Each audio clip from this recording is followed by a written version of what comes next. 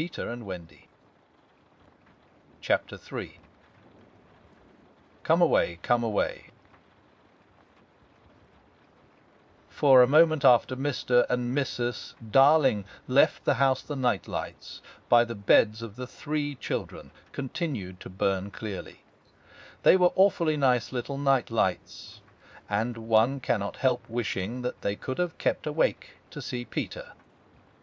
But Wendy's light blinked and gave such a yawn that the other 2 yawned also, and before they could close their mouths all the 3 went out. There was another light in the room now, 1,000 times brighter than the night lights, and in the time we have taken to say this, it has been in all the drawers in the nursery, looking for Peter's shadow, rummaged the wardrobe, and turned every pocket inside out. It was not really a light.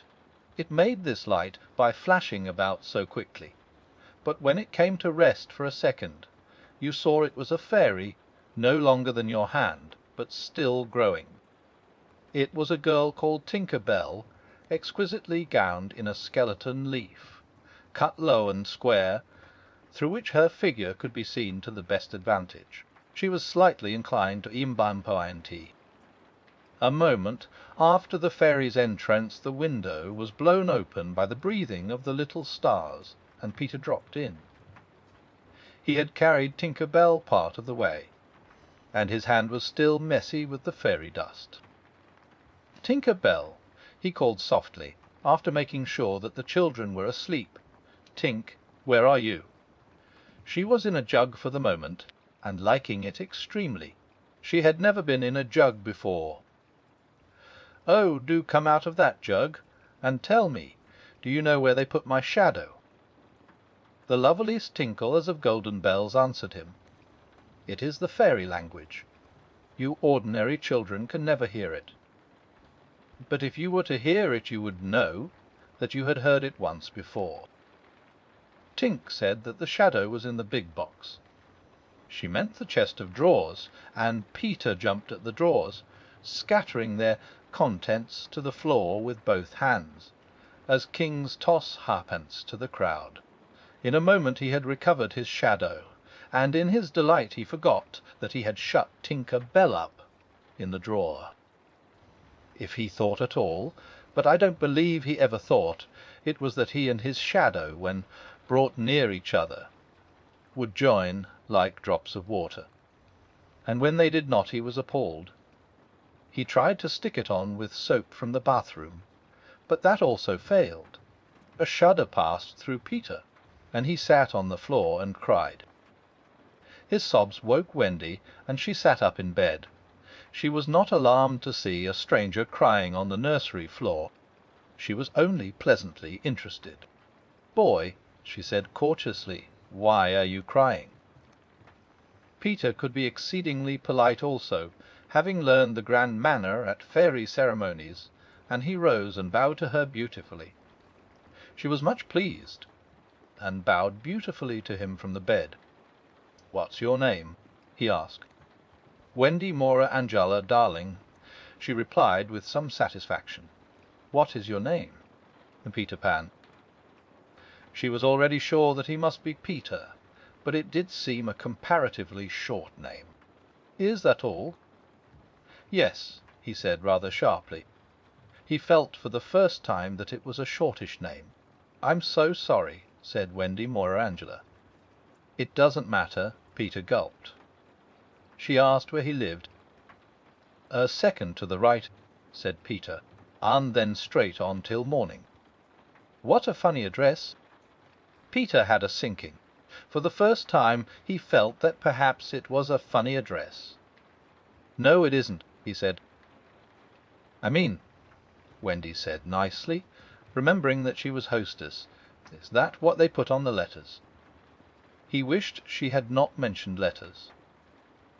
"Don't get any letters," he said contemptuously. "But your mother gets letters." "Don't have a mother," he said. Not only had he no mother, but he had not the slightest desire to have one. He thought them very overrated persons. Wendy, however, felt at once that she was in the presence of a tragedy. "Oh, Peter, no wonder you were crying," she said, and got out of bed and ran to him. "I wasn't crying about mothers," he said rather indignantly. "I was crying because I can't get my shadow to stick on.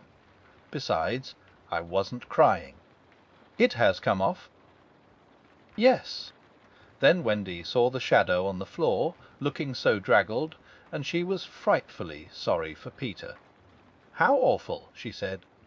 But she could not help smiling when she saw that he had been trying to stick it on with soap. How exactly like a boy! Fortunately she knew at once what to do. It must be sewn on. She said, just a little patronizingly, "What soon?" he asked. "You're dreadfully ignorant." "No, I'm not." But she was exulting in his ignorance. "I shall sew it on for you, my little man," she said, though he was as tall as herself, and she got out her housewife and sewed the shadow onto Peter's foot.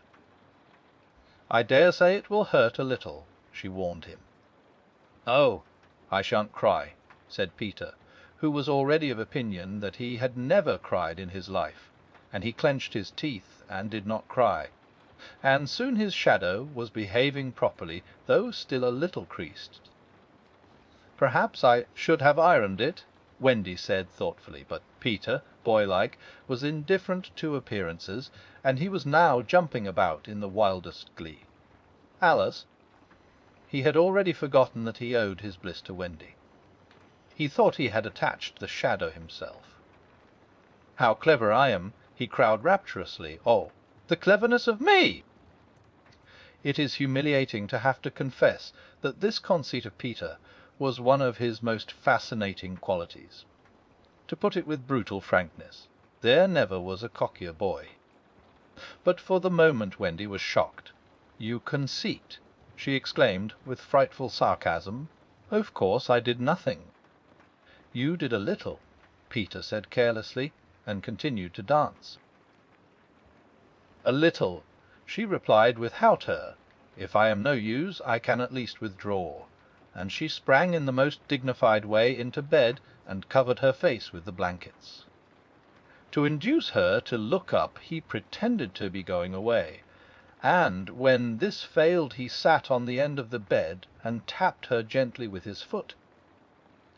"Wendy," he said, "don't withdraw. I can't help crowing Wendy when I'm pleased with myself." Still she would not look up, though she was listening eagerly.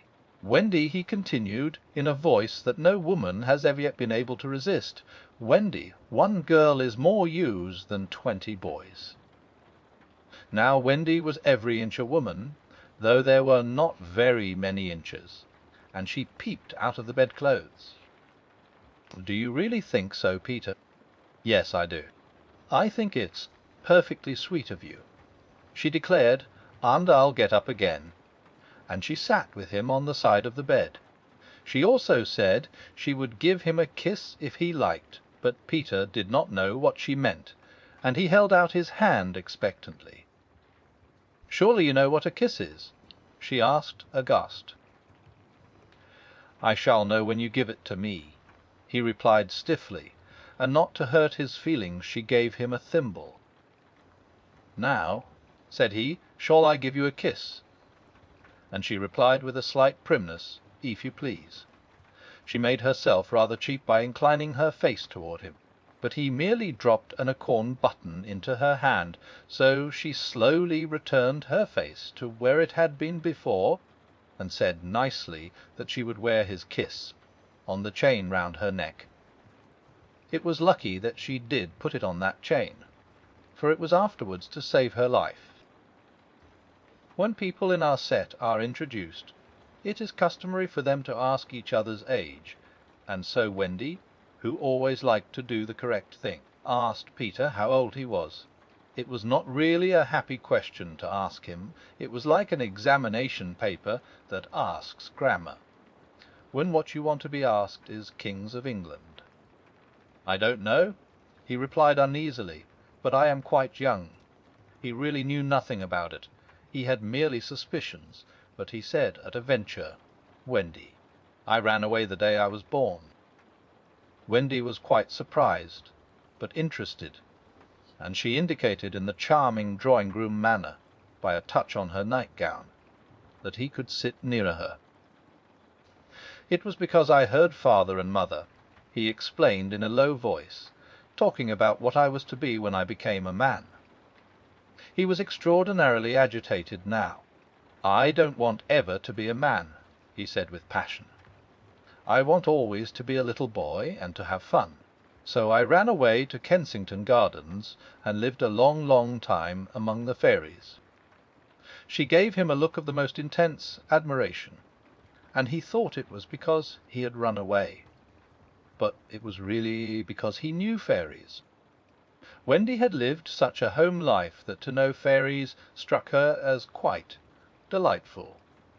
She poured out questions about them, to his surprise, for they were rather a nuisance to him, getting in his way and so on, and indeed he sometimes had to give them a hiding. Still, he liked them on the whole, and he told her about the beginning of fairies. "You see, Wendy, when the first baby laughed for the first time, its laugh broke into 1,000 pieces, and they all went skipping about. And that was the beginning of fairies." Tedious talk this, but being a stay-at-home she liked it. "And so," he went on good-naturedly, "there ought to be one fairy for every boy and girl. Ought to be, isn't there?" "No. You see children know such a lot now. They soon don't believe in fairies, and every time a child says, 'I don't believe in fairies,' there is a fairy somewhere that falls down dead." Really, he thought they had now talked enough about fairies, and it struck him that Tinker Bell was keeping very quiet. "Can't think where she has gone to," he said, rising, and he called Tink by name. Wendy's heart went flutter with a sudden thrill. "Peter," she cried, clutching him, "you don't mean to tell me that there is a fairy in this room?" "She was here just now," he said a little impatiently. "You don't hear her, do you?" And they both listened. "The only sound I hear," said Wendy, "is like a tinkle of bells." "Well, that's Tink, that's the fairy language. I think I hear her too." The sound came from the chest of drawers, and Peter made a merry face. No one could ever look quite so merry as Peter, and the loveliest of gurgles was his laugh. He had his first laugh still. "Wendy," he whispered gleefully, "I do believe I shut her up in the drawer." He let poor Tink out of the drawer, and she flew about the nursery screaming with fury. "You shouldn't say such things," Peter retorted. "Of course I'm very sorry, but how could I know you were in the drawer?" Wendy was not listening to him. "Oh, Peter," she cried, "if she would only stand still and let me see her!" "They hardly ever stand still," he said, but for one moment Wendy saw the romantic figure come to rest on the cuckoo clock. "Oh, the lovely!" she cried, though Tink's face was still distorted with passion. "Tink," said Peter amiably, "this lady says she wishes you were her fairy." Tinker Bell answered insolently. "What does she say, Peter?" He had to translate. "She is not very polite. She says you are a great ugly girl, and that she is my fairy." He tried to argue with Tink. "You know you can't be my fairy, Tink, because I am a gentleman and you are a lady." To this Tink replied in these words: "You silly ass," and disappeared into the bathroom. "She is quite a common fairy." Peter explained apologetically that she is called Tinker Bell because she mends the pots and kettles. They were together in the armchair by this time, and Wendy plied him with more questions. "If you don't live in Kensington Gardens now?" "Sometimes I do still." But where do you live mostly now?" "With the lost boys." "Who are they?" "They are the children who fall out of their perambulators when the nurse is looking the other way. If they are not claimed in 7 days, they are sent far away to the Neverland to defray expenses." "I'm captain." "What fun it must be!" "Yes," said cunning Peter, "but we are rather lonely. You see, we have no female companionship." "And none of the others girls." "Oh, no. Girls, you know, are much too clever to fall out of their prams." This flattered Wendy immensely. "I think," she said, "it is perfectly lovely the way you talk about girls. John there just despises us."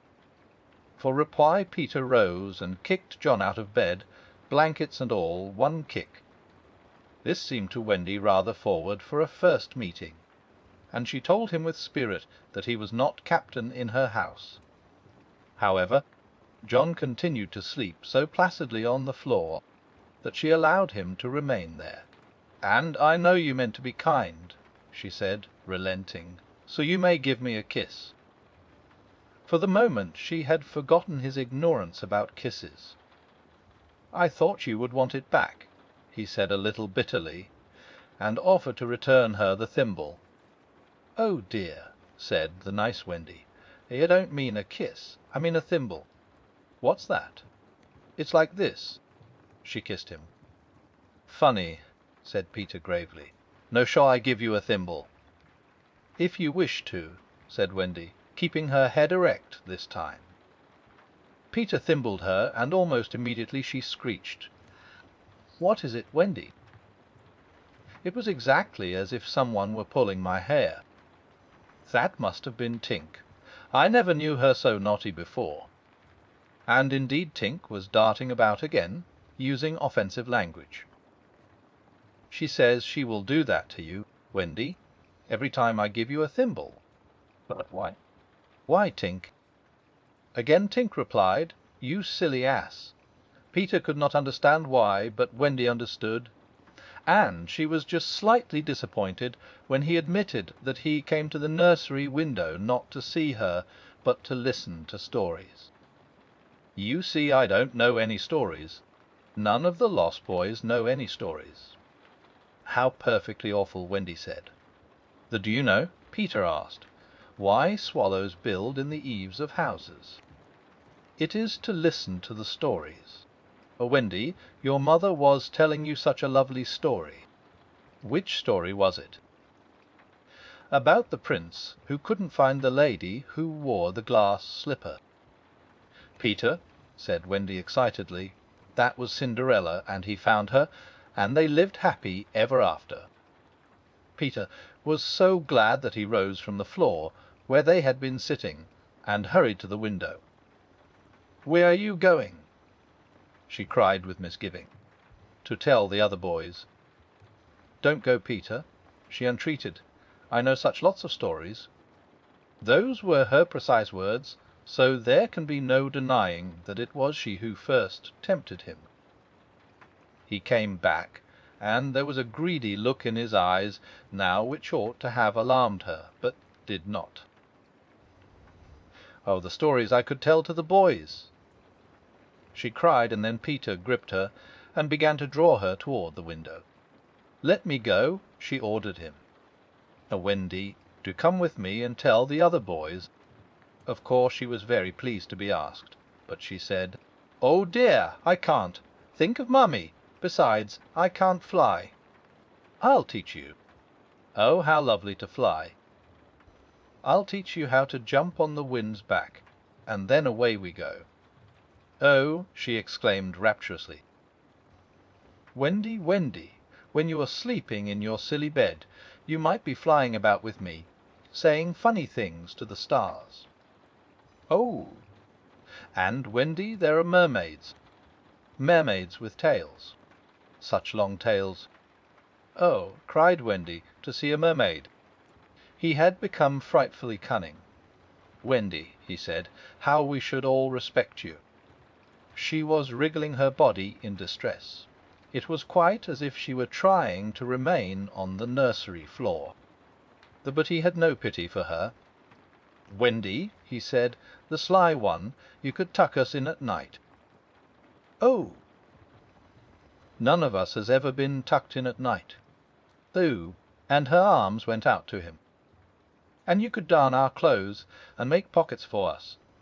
"None of us has any pockets." How could she resist? Of course it's awfully fascinating. She cried. Peter, would you teach John and Michael to fly too? If you like, he said indifferently, and she ran to John and Michael and shook them. Wake up, she cried. Peter Pan has come, and he is to teach us to fly. John rubbed his eyes. Then I shall get up, he said. Of course he was on the floor already. Hallo, he said, I am up. Michael was up by this time also, looking as sharp as a knife, with 6 blades and a saw, but Peter suddenly signed silence. Their faces assumed the awful craftiness of children listening for sounds from the grown-up world. All was as still as salt. Then everything was right. No, stop! Everything was wrong. Nana, who had been barking distressfully all the evening, was quiet now. It was her silence they had heard. "Out with the light! Hide! Quick!" cried John, taking command for the only time throughout the whole adventure. And thus when Liza entered, holding Nana, the nursery seemed quite its old self, very dark, and you could have sworn you heard its 3 wee 8 inmates breathing angelically as they slept. They were really doing it artfully from behind the window curtains. Liza was in a bad temper, for she was mixing the Christmas puddings in the kitchen, and had been drawn away from them, with a raisin still on her cheek, by Nana's absurd suspicions. She thought the best way of getting a little quiet was to take Nana to the nursery for a moment, but in custody, of course.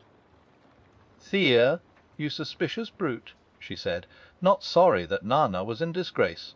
They are perfectly safe, aren't they? Every one of the little angels sound asleep in bed. Listen to their gentle breathing." Here Michael, encouraged by his success, breathed so loudly that they were nearly detected. Nana knew that kind of breathing, and she tried to drag herself out of Liza's clutches. But Liza was dense. "No more of it, Nana," she said sternly, pulling her out of the room. "I warn you, if you bark again, I shall go straight for Master and Missus, and bring them home from the party, and then... Oh, won't Master whip you? Just..." She tied the unhappy dog up again, but do you think Nana ceased to bark? Bring Master and Missus home from the party? Why, that was just what she wanted. Do you think she cared whether she was whipped so long as her charges were safe? Unfortunately, Liza returned to her puddings, and Nana, seeing that no help would come from her, strained and strained at the chain until at last she broke it. In another moment she had burst into the dining-room of 27 and flung up her paws to heaven, her most expressive way of making a communication. Mr. and Mrs. Darling knew at once that something terrible was happening in their nursery, and without a good-bye to their hostess they rushed into the street. But it was now 10 minutes since 3 scoundrels had been breathing behind the curtains, and Peter Pan can do a great deal in 10 minutes. We now return to the nursery. "It's all right," John announced, emerging from his hiding-place. "I say, Peter, can you really fly?" Instead of troubling to answer him, Peter flew round the room, taking the mantelpiece on the way. "How topping," said John and Michael. "How sweet," cried Wendy. "Yes, I'm sweet. Oh, I am sweet," said Peter, forgetting his manners again. It looked delightfully easy, and they tried it first from the floor and then from the beds, but they always went down instead of up. "I say, how do you do it?" asked John, rubbing his knee. He was quite a practical boy. "You just think lovely, wonderful thoughts," Peter explained, "and they lift you up in the air." He showed them again. "You're so nippy at it," John said. "Couldn't you do it very slowly once?" Peter did it both slowly and quickly. "I've got it now, Wendy," cried John, but soon he found he had not. Not one of them could fly an inch, though even Michael was in words of 2 syllables, and Peter, Did not know A from Z, of course Peter had been trifling with them, for no one can fly unless the fairy dust has been blown on him. Fortunately, as we have mentioned, one of his hands was messy with it, and he blew some on each of them, with the most superb results. "No, just wriggle your shoulders this way," he said, "and let go." They were all on their beds, and gallant Michael let go first. He did not quite mean to let go, but he did it, and immediately he was borne across the room. I flew. He screamed while still in midair. John let go and met Wendy near the bathroom. Oh, lovely. Oh, ripping. Look at me. Look at Look at me. They were not nearly so elegant as Peter. They could not help kicking a little, but their heads were bobbing against the ceiling. And there is almost nothing so delicious as that. Peter gave Wendy a hand at first, but had to desist, Tink was so indignant. Up and down they went, and round and round. Heavenly was Wendy's word. I say, cried John, why shouldn't we all go out? Of course it was to this that Peter had been luring them. Michael was ready. He wanted to see how long it took him to do 1,000,000,000 miles. But Wendy hesitated. "Mermaids," said Peter again. "Oh, and there are pirates." "Pirates," cried John, seizing his Sunday hat. "Let us go at once." It was just at this moment that Mr. and Mrs.